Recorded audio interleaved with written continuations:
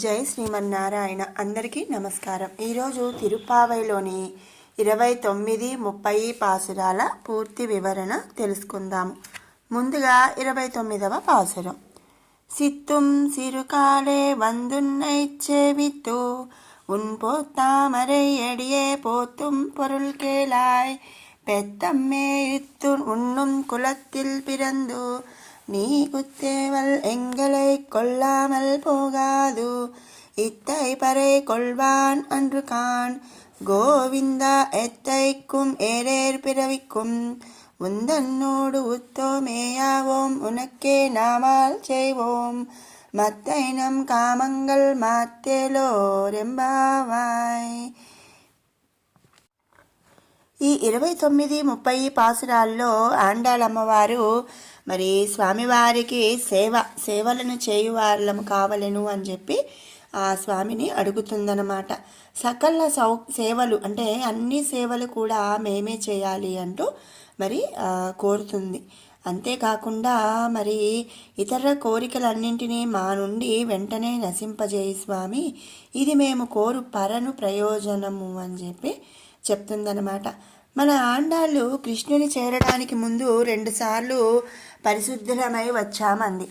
భగవానుడైన కృష్ణునే ఉపాయమని సాధనమని నమ్మారనమాట. అలాంటి వారు ఇతర సాధనాలను పట్టిన తన ప్రయత్నమైన సాధనమని తలచిన అది శవాన్ని స్పృశించినట్లే అని చెప్పి అనుకుంటారు. అవన్నీ కూడా అచేతనాలన్నమాట, శక్తిరహితాలు కదా. అప్పుడు వీణ్ణి కృష్ణుడు వదిలేస్తాడట. అది లేదన్నారు నిన్న. వీళ్ళ అభిప్రాయాల ప్రకారం స్నానం అంటే ఏంటండి, వాణ్ణి చేరటమే. పరై అంటే వాణ్ణి సేవయే. భగవంతుణ్ణి చేరాక ఇతర ఫలాలు కోరిన ఈ జీవుడు నా ఆనందమే ప్రయోజనమనిన భగవంతునికి అది విషభోజనంలాగా, ఎంగిలికూడులాగా అనిపిస్తుందట. అంటే అన్య ప్రయోజనాలు కోరేవారు కారు వీళ్ళు. ఆ అశుద్ధి తమకు లేదని ఈ సిత్తుం సిరుకాలే ద్వారా ఆండాళమ్మవారు స్పష్టం చేస్తుంది. భగవానుడే సాధనమని పట్టాక భగవద్రుచియే ఇతర ఉపాయముల నుంచి వీడిని విముక్తిని చేస్తుంది. ఆ రుచియే వీడిలో పొందాలనే త్వర పుట్టిస్తుందన్నమాట. స్వామిని నిర్బంధిస్తారు పరై ఇమ్మని. వీళ్ళు కోరే పరై స్వామి యొక్క నిత్య కైంకర్యమే. ఇది సాధ్యం కాని దీనిని సాధనగా భావించటం, ఆయన్ని అడగటం, ఆర్తిని ప్రదర్శించటం ఇవన్నీ కూడా ప్రయోజనాలు కావు. చైతన్యం ఒకటి వీరిలో ఉందన్నమాట. దీనివల్ల ఏంటంటే ఊరక ఉండలేరు కనుక ఏదో చేస్తూ ఉంటారు, అంతే తప్పించి వీళ్ళకి ప్రయోజనాలు కావు. అందరినీ లేపుకొని వీళ్ళంతా తెల్లవారుతూ రావడం త్వరను తెలుపుతుందన్నమాట. అంటే మనం ఎక్కడికన్నా వెళ్ళాలి, ఏదన్నా ఒక పని చేయాలి, లేదా ఒక ఫంక్షన్కే వెళ్ళాలి, మనం ఏం చేస్తామండి, ఎర్లీ మార్నింగ్ అంటే ప్రతిరోజు మనం నిదానంగా ఎప్పుడో లేస్తున్నా కూడా ఆ రోజు మాత్రం హడావుడిగా మరి తెల్లవారుజామునే లేకవటము, మరి మన పనులన్నీ గబగబా స్పీడ్గా చేసేసుకోవటం అలా చేస్తాం కదా. అలాగే ఇక్కడ అందరినీ లేపుకొని వీళ్ళంతా తెల్లవారుతూ రావడం అనేది ఏంటంటే త్వరను తెలుపుతుంది. మేమేమి కోరుతున్నామో విను అంటారు. వేరే కోరికేమీ లేని వీరికి మరి లేవన్నమాట, కోరికలు ఏమీ కూడా లేవు. కలతనే అలా అంటారు. వేరే పరై అనేది ఒక వంక, అంతే. కైంకర్యము వానికి చేయాలి. మరి ఎప్పుడైనా మనం ఒక స్కూల్కే పిల్లలు ఉన్నారనుకోండి, ఒక స్కూల్కే వెళ్ళడం ఇష్టం లేదు, ఈరోజు లీవ్ తీసుకుందాం అనుకుంటారు. వాళ్ళు ఏం చేస్తారండి, ఏదో ఒక మరి వంక అని చెప్పేసి ఈరోజు నేను వెళ్ళలే అంటమో ఏదో ఒకటి అలా చేస్తూ ఉంటారు కదా. సేమ్ అదే విధంగా ఇక్కడ వీళ్ళకి పరై అనేది ఒక వంక, అంతే. దోషాలు దూరం అవ్వాలి అంటారు. కృష్ణుణ్ణి చేరి ఇతర ప్రయోజనాలు కోరటం, కామధేనువుని చేరి కౌపీనం కోరడం లాంటిది కదా. అందుకే నిన్న నీ సాత్తు నిస్తానంటే ఎవరొద్దంటారని నిర్బంధించారు ఆండాళ్ అమ్మవారి బృందం. మీరు చెప్పినట్లల్లా చేశాను, సులభుడవై అడిగినవన్నీ గతంలోనే ఇచ్చేశాను, అయినా ఇంకా మీరు పరై అంటూనే ఉన్నారు అని చెప్పి ఏమిటో నాకు తెలియట్లేం లేదన్నట్లు ఊరుకున్నాడు స్వామివారు. మా స్థితి త్వర చూశాక కూడా మేమేం కోరామో తెలియటం లేదా? ఆయన సర్వుల హృద్దేశే తిష్టతి భ్రామయన్, అంటే హృదయాల్లో ఉండి పలికించేది వాడే అయినా కూడా నాలిక ఉన్నందుకు దాపరికమ్మ అని నోరు తెరిచి చెప్పాలి. అంటే ఇప్పుడు మనకేం కావాలి అనేది ఆ స్వామివారికి తెలుసు. కానీ అడగందే అమ్మైనా కూడా పెట్టదు అనే మరి సామెత మనకి విన్నాం కదండి. అదేవిధంగా మరి మనకు నాలుక ఉన్నందున దాపరికం మానేసి నోరు తెరిచి చెప్పాలట. అదే చెప్తున్నారు ఇక్కడ ఆండాళ్ అమ్మవారు. స్వామి, ఐహిక సుఖాలు కోరే తామసులు లేచేది కాలమంటారు. ఆత్మ ప్రాప్తి నమ్మి రాజసులు లేచేది సిరుకాలం. నిన్ను తప్ప ఇతరములు వేణిని కోరని మాలాంటి వాళ్ళు సత్వముద్రేకించి లేచేది సిత్తుం సిరకాలం. ఇలాంటి సమయంలో మంచులో తడుస్తూ వచ్చాము. త్వరాతిశయం వల్ల తెల్లవారితే కర్ర బువ్వ పట్టి దూడల వెంట పడిపో అంటూ అమ్మ శాసిస్తే అంతే మరి వెళ్ళిపోతాడు. వెళ్ళకముందే నిన్ను ఆశ్రయించాలని వచ్చాము. నీవే రావాలి, మేం కాదు. అయినా సరే ప్రీతి తోసింది వచ్చాము. వచ్చి నిన్ను నమస్కరిస్తున్నాం. నీవే చేయాలి ఆ పనిని. మేమే చేస్తున్నాము ఆ పనిని. శబరిని నీవే కదా వెతుక్కుంటూ వెళ్ళావు. మేం రాకూడదు. అన్ని తప్పులే చేస్తున్నాము. క్షమించు. నీ బంగారు తామరల వంటి విలువ సౌందర్యం కలిగి మాకు ప్రాప్తము అయిన పాదద్వంద్వమును స్తుతిస్తున్నాము. ఎందుకో చెప్తున్నాం, వింటున్నావా స్వామి? మరి ఇక్కడ వీళ్ళు ఏం చెప్తున్నారంటే అండి, మేమే రావాలి అని కాదు, నువ్వు రావాలి స్వామి మా దగ్గరికి, కానీ మేమే వచ్చాము. ఎందుకు వచ్చారు? మరి తెల్లవారితే ఒక కర్ర బువ్వ పట్టేసి స్వామివారిని వాళ్ళ అమ్మ దూడల వెంట వెళ్ళిరమ్మని చెప్పి శాసిస్తుంది. మరి ఆయనేమో వెళ్ళిపోతాడు కాబట్టి మరి తెల్లవారక ముందే ఆయన ఇంటి ముందు నించొని ఆయన్ని కలవాలి అని చెప్పి వీళ్ళందరూ కూడా ముందే వచ్చేసారట. మరి నువ్వు రావాల్సింది, మరి నీ మీద ప్రీతితో ఇష్టంతో మేమే వచ్చేసామయ్యా. మరి శబరిని నువ్వే వెతుక్కుంటూ వెళ్ళావు కదా, శబరి ఏమన్నా వచ్చిందా? కానీ మేము వచ్చాము అంటే అది తప్పే కదా. మరి మేము ఒక తప్పు చేశాం కాబట్టి క్షమించు. మరి నీ బంగారు తామరల వంటి విలువ సౌందర్యం కలిగి మాకు ప్రాప్తము అయిన పాదద్వయం అంటే 2 పాదాలని కూడా మేము స్తుతిస్తున్నాము అని చెప్పారు. ఎందుకో చెప్తున్నాం, వింటున్నావా స్వామి అంటే మేము ఎందుకు నీ పాదద్వంద్వమును స్తుతిస్తున్నాము అనేది చెప్తున్నాము, వినమని చెప్తున్నారనమాట. వీళ్ళకేం కోరికలు లేవట. అయినా కలతచే అలా అంటారు. మిగిలిన వాళ్ళైతే వాళ్ళ లోపాలు తీర్చమంటారు, అమంగళాలు తీర్చమంటారు. కానీ వీళ్ళు వాని లోపం తీర్చుకొని మరి అమంగళాలు అంటకుండా చూసుకోమంటారు. వీళ్ళ జ్ఞాన సౌందర్యం దేహ సౌందర్యం ద్వారా ప్రకటితమవుతుందనే తదేక దీక్షతో చూస్తూ ఉండిపోయాడట కృష్ణుడు. తన భక్తులేం మాట్లాడినా ముద్దుగా ఉంటాయి కదా అని వింటున్నాడట. సీరియ సింహాసనంలో కూర్చున్నది వినడానికా నిద్రపోవడానికా మమ్ము చూడ్డానికా అడుగుతుంది ఆండాళ్ అమ్మవారు. ఈమె స్వామిని లేపి పాఠం చెప్పిన తల్లి కదా గద్దిస్తోంది. పశువులు మేపి తినే కులంలో పుట్టావు నీవు. శాస్త్రంలో తప్ప గోచరించని నువ్వు గొల్ల పిల్లవాడవయ్యావు. పశువుల కడుపు నిండాకే తమ తిండి తింటారు వీరు. మేము నీ పశువుల వంటి పరికరములను కదా, మమ్మల్ని తృప్తిపరచిన కదా నీకు ఆహారం సహించేది అని చెప్తుందట. మరి నువ్వేమో పశువులు కాసేవాడివి, మేము నీ పశువుల వంటి వాళ్ళము. మరి నీ పశువులకి ఎలా అయితే మరి కడుపు నింపిన తర్వాత నువ్వు తింటావో అలాగే మరి మాకు తృప్తి పరిస్తేనే కదా నీకు ఆహారం సహించేదని చెప్తున్నారు. మేము ఆర్త ప్రపున్నులం విరహానోర్వజలక వచ్చి చేరామన్నమాట. నీ పశువులకు వేరే రక్షకులు ఉండవచ్చు, మాకు మాత్రం నీ ఒక్కడివే రక్షకుడు అయ్యా అని చెప్తున్నారు. మేము ఒప్పుకోనంత వరకు నువ్వు చేయలేవు. అంగీకరించాం నీ సేవని, స్వరూపాన్ని తెలిపావు, ఆశ నీ యందు పుట్టించావు. ఇవాళ సేవలందిద్దామని వస్తే మాట్లాడవు అంటే మరి మాలో కోరిక సేవ చేయాలనే కోరిక నువ్వే పుట్టించావు. మరి ఈరోజు సేవ చేద్దామని వస్తే మరి ఏం మాట్లాడకుండా ఉన్నావు, నిన్ను వదిలేదే లేదు అని చెప్పి చెప్తున్నారు. మధుర నుండి రాత్రికి రాత్రి ఎవరు రమ్మన్నారు నిన్ను? రాకుండా ఉంటే మేము అడిగేవారమే కాదు అని చెప్పి చెప్పారనమాట. ఇక తప్పంతా నీదే అన్నట్టుగా చెప్పేస్తున్నారు. నువ్వు వచ్చావు కాబట్టి, నువ్వు మా మనసులో కోరికను పుట్టించావు కాబట్టి మేము నీ దగ్గరికి సేవ చేయడానికి వచ్చాము. మరి నిన్నెవరు రమ్మన్నారు మధుర నుంచి?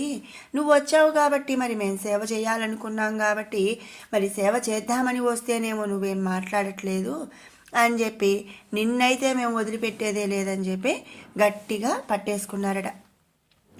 ఏ విధంగా అయితే మరి పిల్లలు మరి తల్లిదండ్రులు ఏదైనా వద్దన్నప్పుడు కానీ లేదా ఎక్కడికైనా వెళ్తున్నప్పుడు కానీ ఏదైనా మరి ఈ పని చేయొద్దు అన్నప్పుడు కానీ అట్లాంటప్పుడు పిల్లలు ఏం చేస్తారండి, మరి రెండు కాళ్ళు గట్టిగా పట్టేసుకుంటారనమాట. ఆ విధంగా ఇక్కడ ఆండాళమ్మవారు మరి స్వామివారి పాదాలను వదిలేదే లేదు అని చెప్పి ఇక్కడ చెప్తున్నారు. ఏదో పరై అంటూ వచ్చారు కదర్రా, అదే ఇదిగో తీసుకోండి తప్ప సేవలు గట్రా అంటూ ఏమిటది అన్నాడు ఆయన. ఏమయ్యా వెర్రివాడా, పాపం గ్రహించడం రాని జన్మ కదా.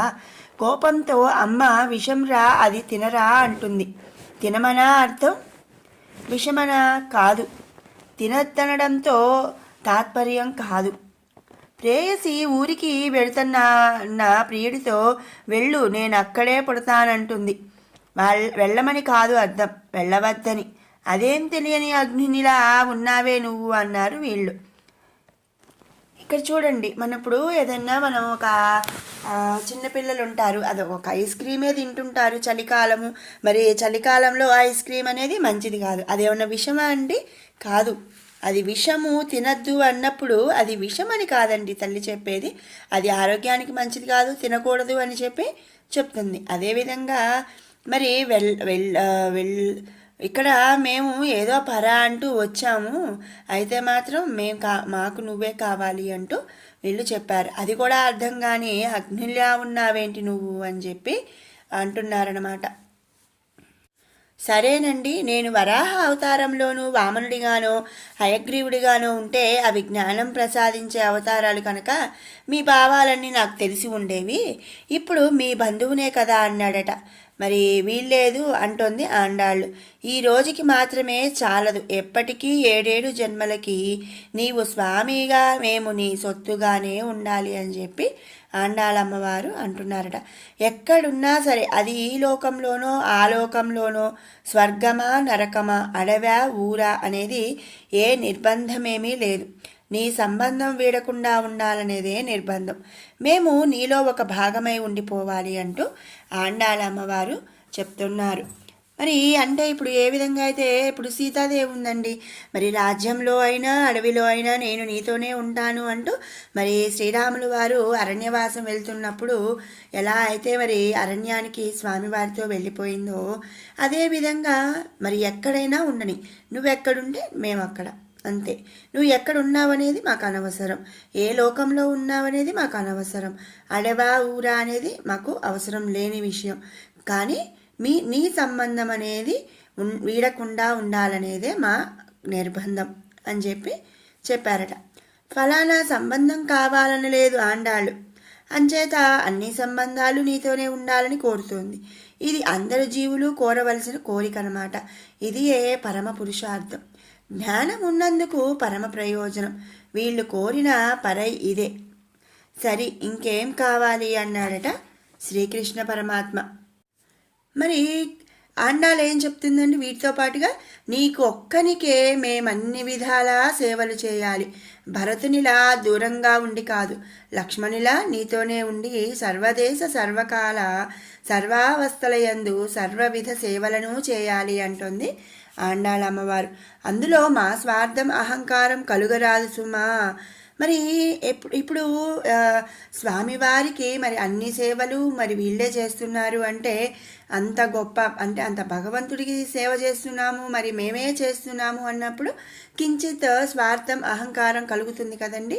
అలాంటి స్వార్థం అహంకారం కలుగరాదు సుమా అని చెప్పి కూడా ముందే అడుగుతున్నారు. నీ సేవ చేయుటకు ఆటంకముగా ఏర్పడి దోషములను ఇతర కోరికలు ఏమైనా వాటన్నింటినీ నీవే నిర్మూలించుమా అంటూ పరమ ప్రయోజనమైన భగవత్ కైంకర్యం అనే పురుషార్థాన్ని వివరించి పాడింది ఆండాళమ్మవారు ఈ పాసురంలో.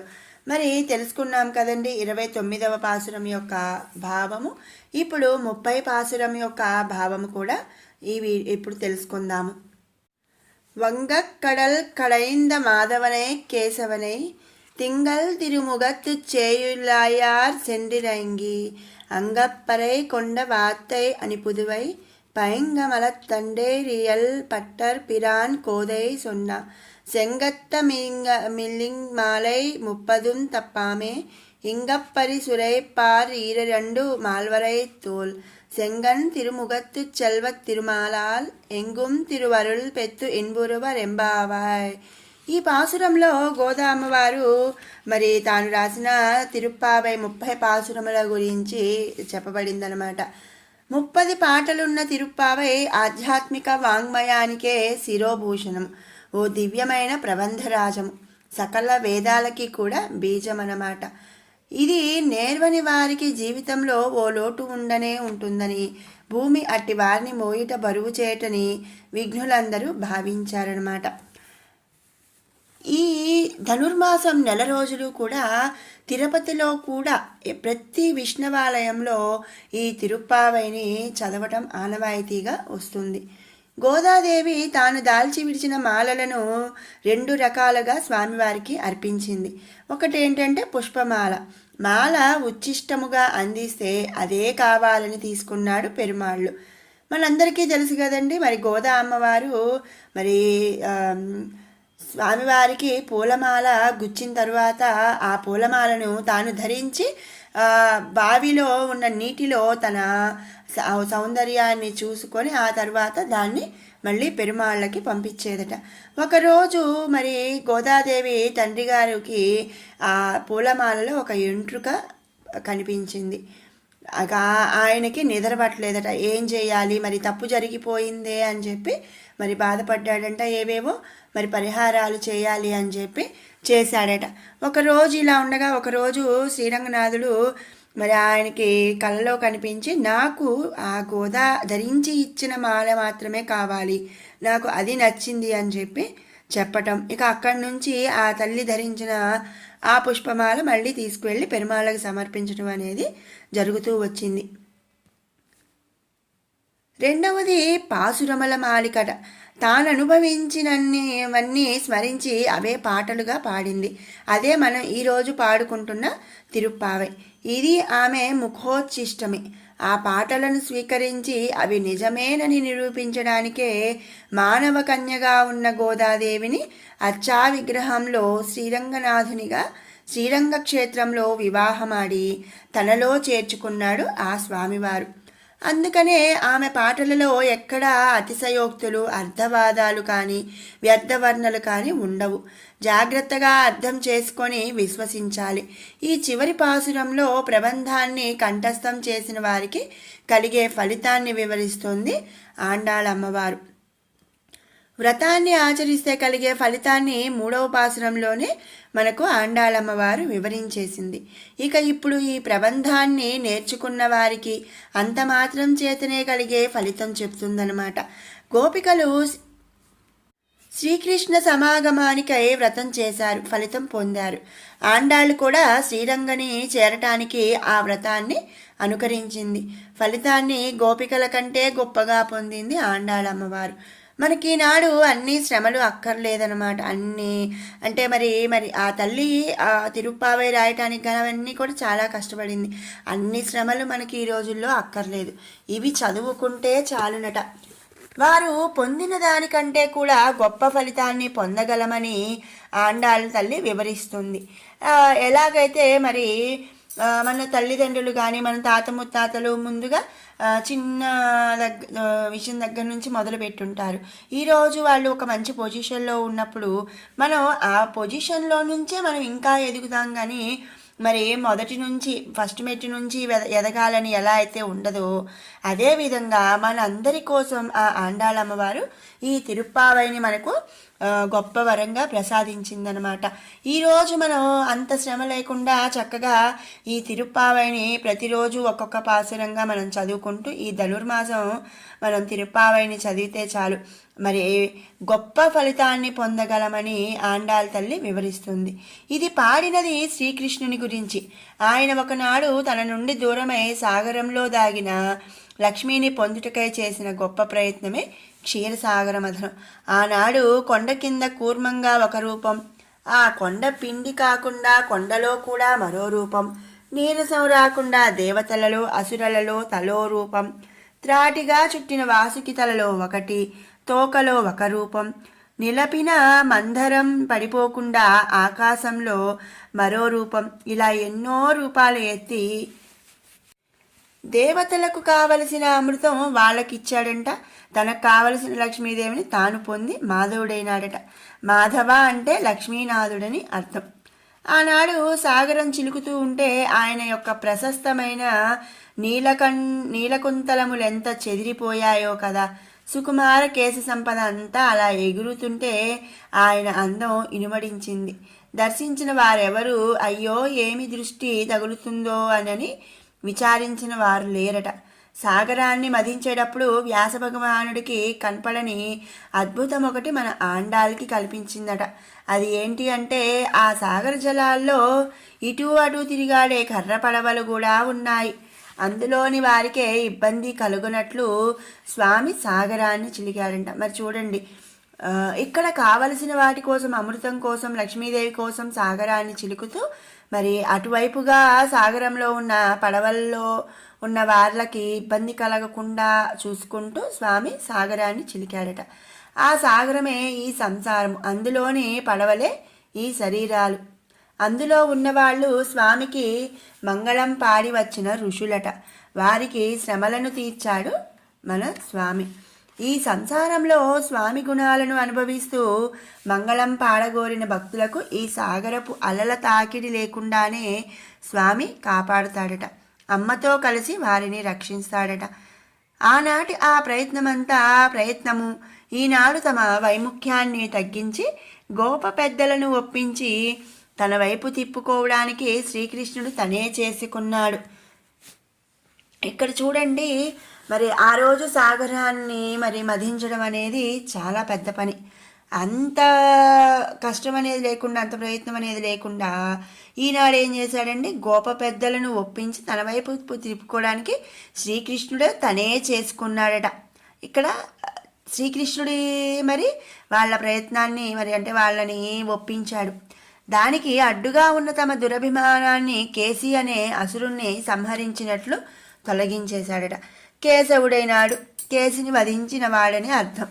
రెండవ పాశ్రంలో పాల్కడలిలోని పరముని పాదమును పాడి ఆరంభించిన ఈ నోమును కేశాంతము పాడి ముగిస్తున్నారు. భగవంతుని సేవించేటప్పుడు కేశాంతము దర్శించాలి. అలాగే దర్శించి వీరి ముఖములు వికసించాయి.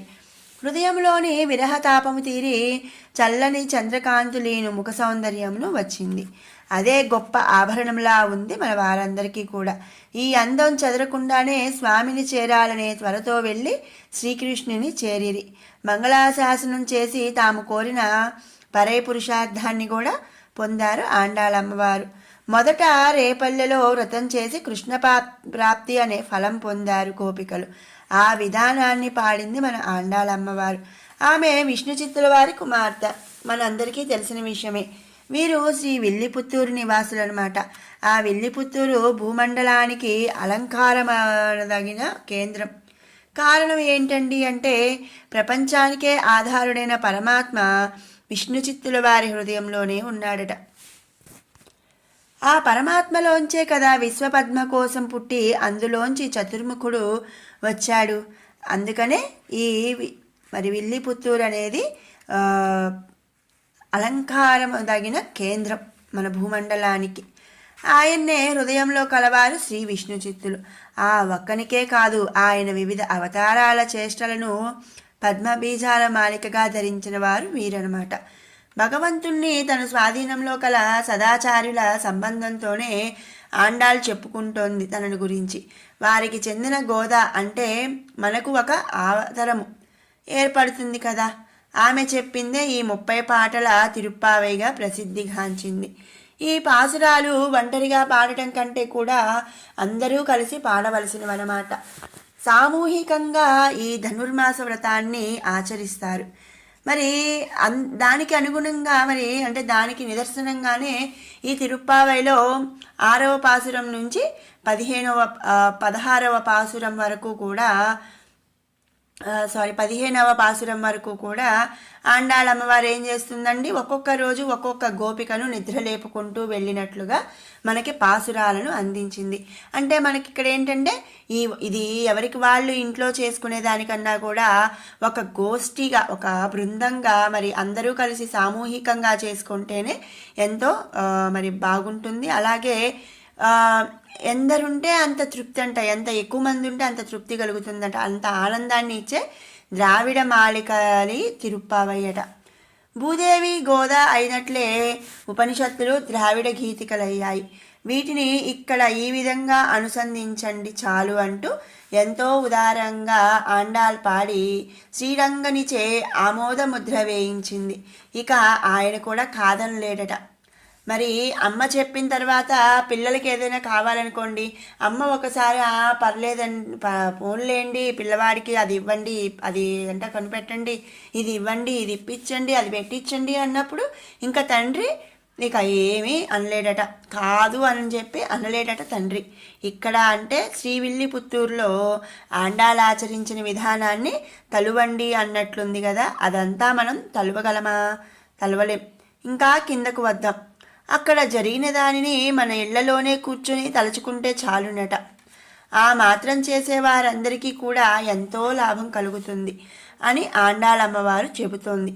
తనకంటే అధికమైన ఫలం శ్రీహపతి అయిన శ్రీమన్నారాయణ్ణి దివ్యకృపతో ఈ లోకంలో సౌఖ్యాలను, పైలోకాలలోని సౌఖ్యాలను కూడా తప్పక పొంది తీరుతారు. మరి ప్రతి సంవత్సరం ధనుర్మాసం మరి అందరూ విల్లిపుత్తూరు వెళ్ళి అక్కడ మరి ఆ తిరుప్పావై తలవటం అనేది జరిగే పని కాదు కదండి. మరి అందరికీ కూడా ఇంట్లో బాధ్యతలు అవన్నీ ఉంటాయి. మరి కాబట్టి ఏంటి అంటే అక్కడ వరకు అవసరం లేదు. దానికి కూడా ఇంకా ఆండాళ్ అమ్మవారు కొంచెం అమెండ్మెంట్స్ చేసింది. ఏంటి అంటే ఎవరైనా సరే వాళ్ళ ఇళ్లల్లో కూర్చొని మరి ఈ తిరుప్పావైని తలుచుకున్నా చాలు, మరి తనకంటే కూడా అధిక ఫలాన్ని ఇస్తాడు శ్రీమన్నారాయణుడి అని చెప్పి చెప్తుంది. అలా వాళ్ళని అనుగ్రహించడానికే 2 చేతులను ఆశ్రితులను విడవనన్నట్లు దృఢమైన 4 బాహువులుగా చేసుకొని సిద్ధంగా ఉంటాడట శ్రీమన్నారాయణుడు. ఆ పని కూడా మన కోసం అవిగాక తనకే అదొక లభ్య లాభంగా భావిస్తాడని ఆయన యొక్క వాత్సల్యపూర్ణమైన ఎర్రని ముఖారవిందమే చెప్తుంది చూడండి అన్నది ఆండాళ్ అమ్మవారు. తెల్లవారుతూ ఈ 30 పాటలు పాడుకున్నా సరే, లేదా చివరి 2 చదువుకున్నా సరే, అది రాకపోతే మన ఆచార్యులు ఫలానా చోట ఇలా ఆచరించారట అని అన్నా సరే చాలట. తత్ఫలితాన్ని పొందడంలో లోపమేమీ లేదంటుంది ఆండాళ్ అమ్మవారు. అలాగే వాళ్ళకి పొందిస్తానన్నాడు శ్రీరంగనాథుడును. మరి అమ్మ చెప్పడంతో స్వామివారు మరి తండ్రి శ్రీరంగనాథుడు ఏమన్నాడండి, పిల్లలు మరి నా దగ్గరకు వచ్చి పాడాలి. అలా పాడలేకపోయినా ఇంట్లో ఉండి చదివినా లేదు, మరి ఇంట్లో రోజు 30 పాసురాలు చదవడం వాళ్ళకి రాదు కాబట్టి చివరి 2 పాసురాలు, ఆ 2 కూడా రావు.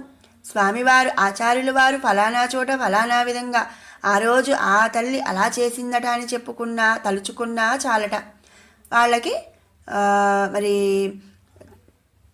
అంత ఫలితాన్ని కూడా ఇస్తారట. అలాగే వాళ్ళకి కూడా ఆ తల్లి మరి శ్రీరంగనాథుడు ఫలితాన్ని అనేది ప్రసాదిస్తాడట. అమ్మతో ఎప్పుడూ చేరి ఉంటాడు శ్రీరంగనాథుడు కనుక తన ప్రతిజ్ఞ ఎప్పుడు మరువడు. మనకు ఆ ధైర్యం సడలినప్పుడల్లా తిరిగి జ్ఞాపకం చేసుకోవడానికే గోదారంగనాథుల కళ్యాణ మహోత్సవం భోగినాడు జరుపుకుంటూ ఉంటాము. ఆ గోదారంగనాథుల కళ్యాణం దేశంలోని లోకంలోని ఉపద్రవాలు, ఉద్రేకాలు, హింసలు, ఘోర మారణ యుద్ధాలు ఉపశమింపచేసి లోక కళ్యాణాన్ని కలిగించుగాక అని మనమంతా ప్రార్థిద్దాం. ఆండాల్ తిరువడిగలే శరణం. జై శ్రీమన్నారాయణ. మరి విన్నారు కదండి 29, 30 పాసురాల యొక్క పూర్తి వివరణ. మీకు ఈ వీడియో నచ్చినట్టయితే లైక్ చేయండి, షేర్ చేయండి. అలాగే మరిన్ని ఇలాంటి వీడియోస్ కోసం మన ఛానల్ని సబ్స్క్రైబ్ చేసుకోండి. మరొక మంచి వీడియోతో మళ్ళీ కలుసుకుందాం. అందరికీ కూడా భోగి శుభాకాంక్షలు, అలాగే మకర సంక్రాంతి శుభాకాంక్షలు. జై శ్రీమన్నారాయణ.